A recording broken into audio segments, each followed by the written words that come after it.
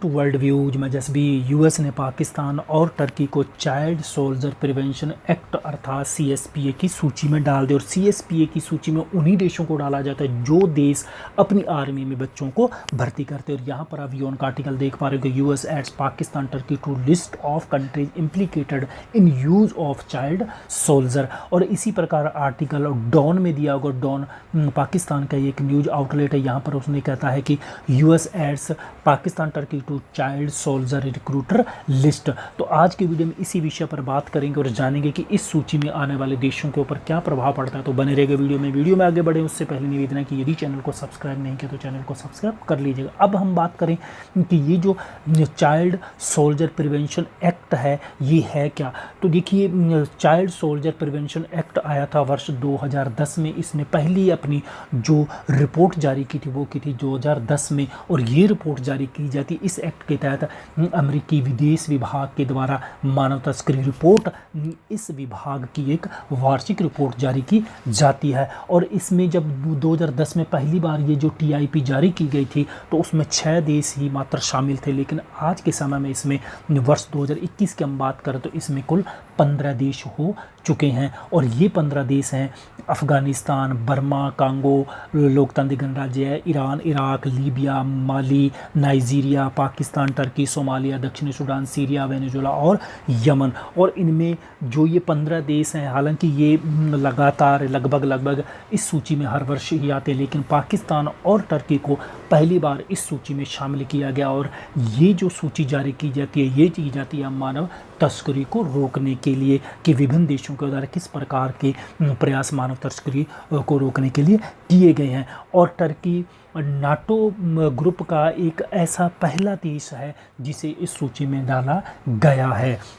अब यदि अपने बात करें कि इस सूची में डालने से क्या प्रभाव करता है, लेकिन उससे पहले हमें ये देखना होगा कि टर्की और पाकिस्तान को इस सूची में क्यों शामिल किया गया। देखिए, टर्की को इसलिए शामिल किया क्योंकि जिस प्रकार से सीरिया में आप जानते हो कि आईएसआई के खिलाफ संघर्ष चल रहा है, तो वहाँ पर टर्की ने कुर्दों के खिलाफ अपने यहाँ से गरीब बच्चों को हथियार दे देकर कुर्दों के खिलाफ सीरिया में लड़ने के लिए भेजा था। और इसके ऊपर विभिन्न न्यूज आउटलेट्स की और विभिन्न थिंक टैंक की रिपोर्ट भी आ चुकी है। इसी प्रकार यदि हम पाकिस्तान की बात करें, देखिए पाकिस्तान ने भी जब सन 1979 में अफ़गानिस्तान में सोवियत सैनिकों के खिलाफ जिहाद किया गया था, तो उस समय पाकिस्तान ने अपने मदरसों के से अपने बच्चों को जिहाद की शिक्षा देकर, जिहाद की तालीम देकर अफ़गान युद्ध में भेजा था। और न केवल उस समय भेजा, लेकिन आज भी तालिबान के पक्ष में पाकिस्तान अपने मदरसों से बच्चों को वहाँ भेजता है। और इसी प्रकार यदि हम बात करें कि कश्मीर के अंदर भी छोटे छोटे बच्चों को मानव बम बनाकर और उन्हें गुमराह करके यहाँ जिहाद के लिए कश्मीर घाटी में भेजता है। तो ये इस आधार पर ही इन दो देशों को अमेरिका के द्वारा इस सूची में डाला गया है।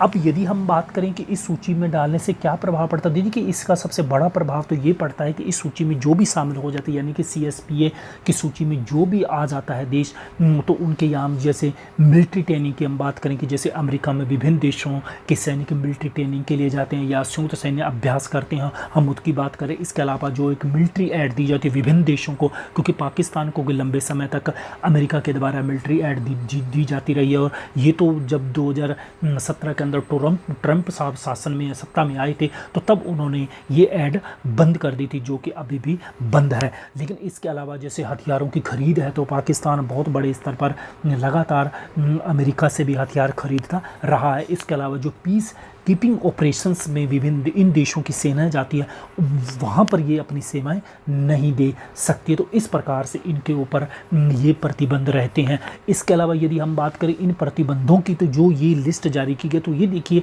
जो लिस्ट जारी की गई है ये की गई है वर्ष 2021-22 के लिए। तो ये 31 मार्च 2022 तक, तो यहाँ पर गलती से 21 लिखा गया, तो वर्ष 2022 तक यह सूची में ये देश रही। हाँ, अमेरिकी राष्ट्रपति यदि चाहे तो वो इस सूची से संबंधित किसी देश को इस सूची से बाहर भी निकाल सकता है।